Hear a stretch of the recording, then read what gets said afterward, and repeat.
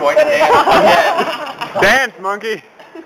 Just when you thought Tex was like really a badass, didn't she just take it? Didn't Monty take it to the next level, right? I mean, yeah.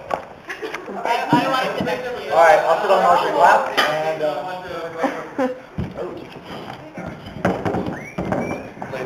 Oh, thank you. Just gonna look at all your family pictures. Yeah, right. Oh, so. Questions after seeing that we didn't hear from yesterday would be phenomenal. Okay.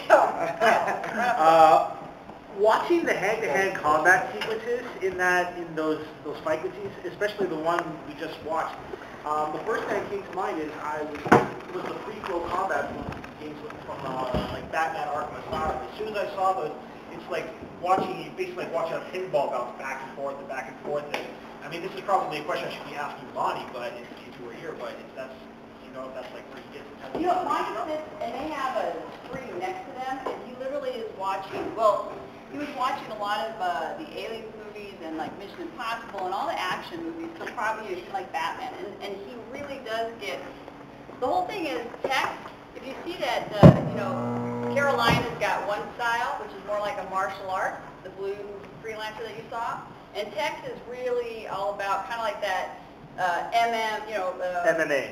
Yeah, exactly, where she's just out to kill. Yeah. So he definitely has an idea behind every freelancer and what their style is.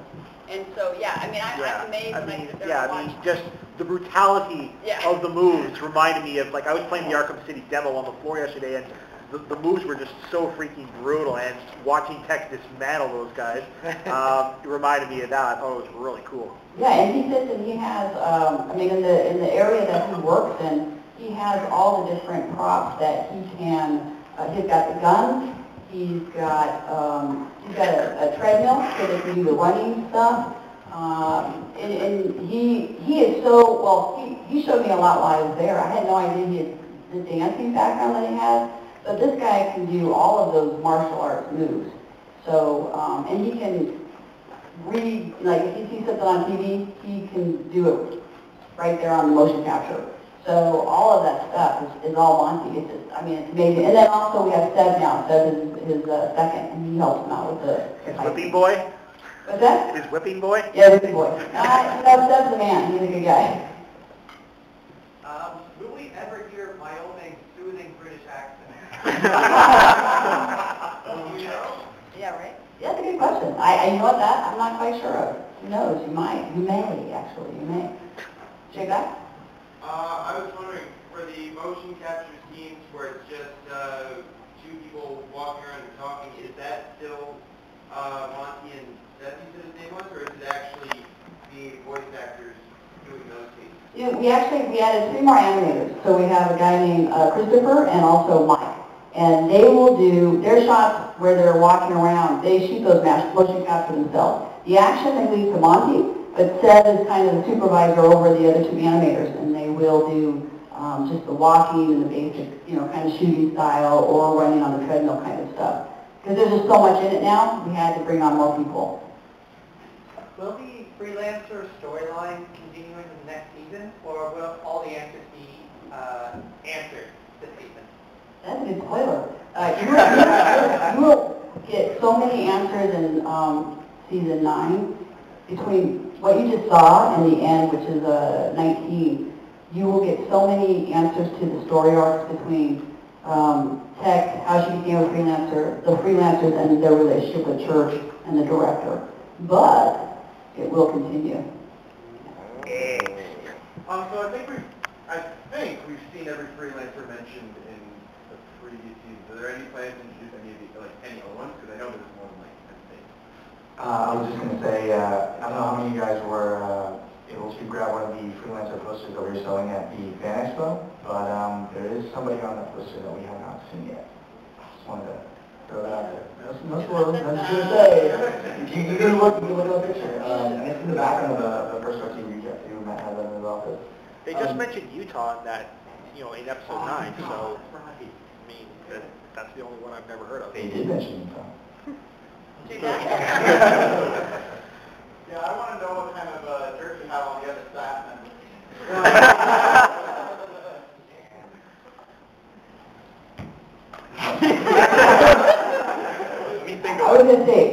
Montana, there's two kinds of people coming out of Montana, steers and queers, and I just feel more than that freelancer, so... Wait, does that mean Donut the freelancer?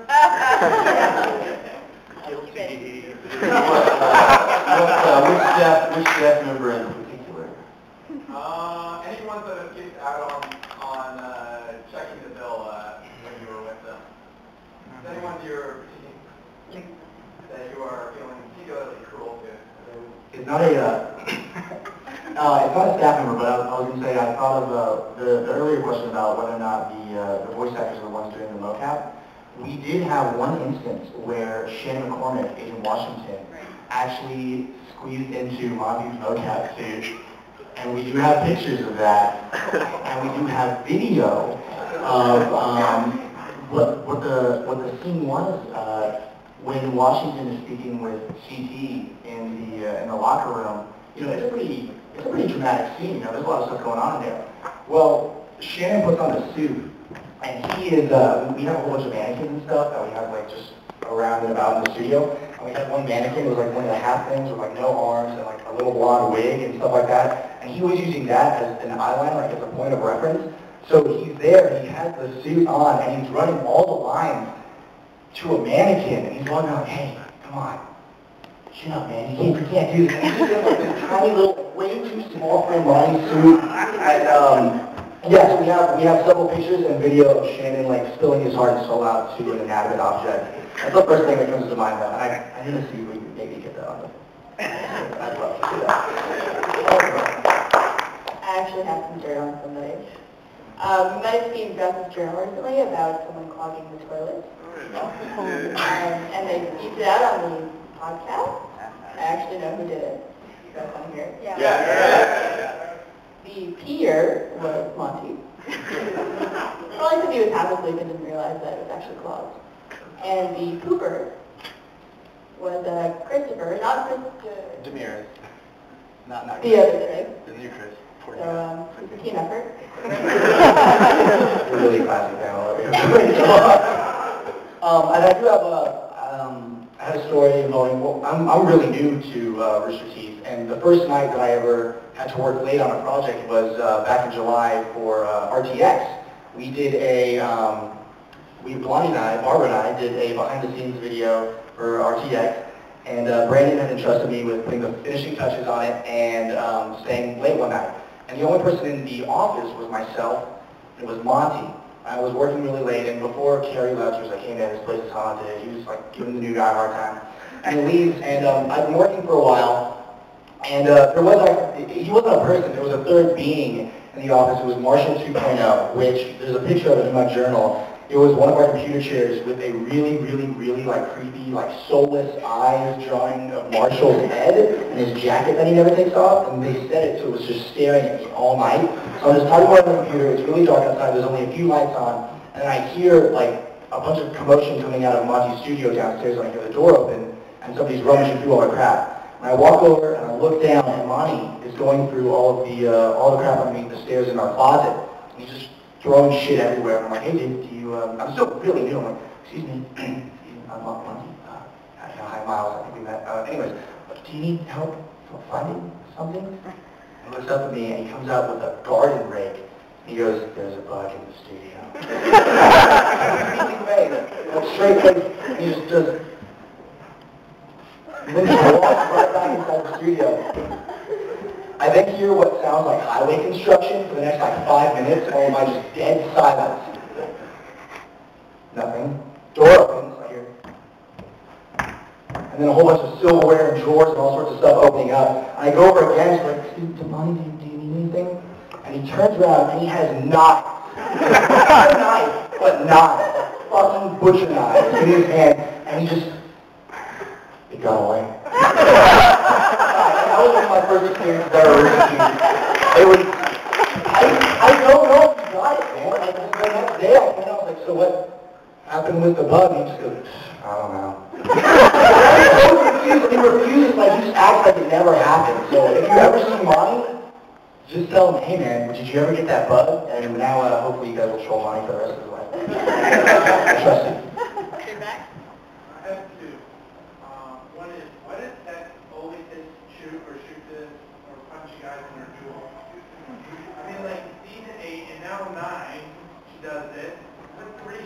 I think it's a dominant thing. I think it's kind of like, you know what, you will not fuck with me, I will put you in your place. Bottom line. I just Miles thinks it's funny.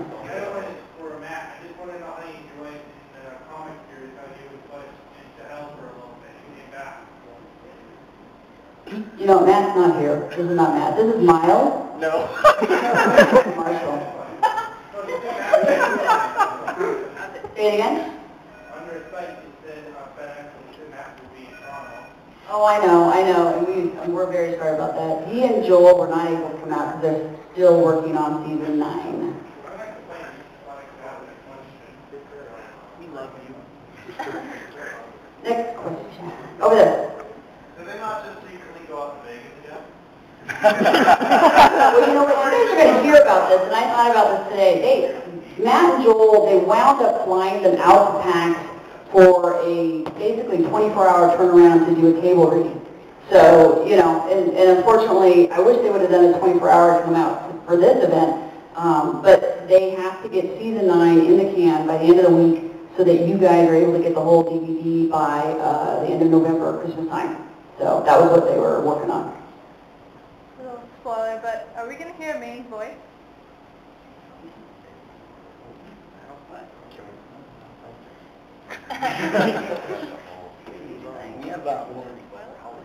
Well, there's a few grunts here and there, and well, there is like a little bit of Wyoming, maybe, possibly coming up. Because he's a British guy. Everybody loves the way that we kind of I guess we count grunts and growls and things like that for now. Yeah, you get like a.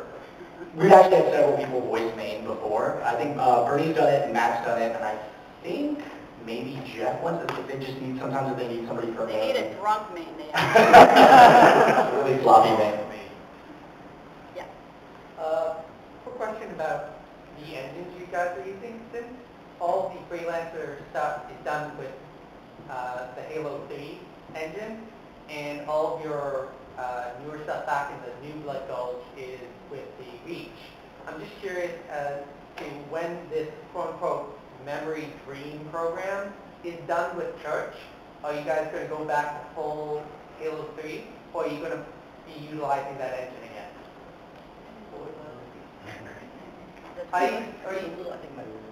Yeah. You know what, there's some stuff I guess we probably can't talk about. There's going to be integration of the different looks. That's one thing I can say. But as you all know, there's certain things that you can do with each of the games that even, it's not like they give us carte blanche to be able to do these fantastic moves and stuff like that. There's still limitations. So I think you'll see a good integration of all of the above. Is there anything coming up that you can specifically talk about that you're looking forward to? Yeah, I think each of us can answer that. Personally, I really, really think you guys are going to be blown away by the rest of season 9. The animation, most of it's animation. There's less machinima and there's more animation, and it just makes the excitement and also the music in it. As you guys, that was Jeff Williams who was singing in Holland. If you listen to the words when you can, because it's pretty hardcore. But that's what I'm looking forward to. Actually, I wish I could have pictures of all your faces when you see those episodes, but that's what I'm looking forward to. Well, it's funny too, like a stream like this, like the first half of this season are like all question marks. Like I see every episode as just big question marks, whereas the second half of the season is a lot more periods. So you're like, they're answering, a lot of the answers will come in the second half. So it's funny, like, in this situation that we're watching it right now, like there's still a lot of unanswered questions. But I guess what I'm looking forward to is like a lot of those answers just come like every single episode afterwards. Well, I don't work at the office, so I have no idea what's coming up until you guys. Just more caboose, more great quotes coming out of that. That's what I'm looking forward to. There's a lot of more great Caboose quotes to come, I can promise you that. I'm really looking forward to the reintroduction of I guess you could say he's kind of a minor character that has been introduced in season 9 that is a bit of he's an antagonist. There's the main antagonist in season 8 is Maine, and And then there was Wyoming in the Blood Gulch Chronicles. And there's a new guy in season 9 that's been introduced that is very subtle in the first few episodes. He was on screen tonight, and might be coming back. He's coming back. And yeah, I'm waiting for his return.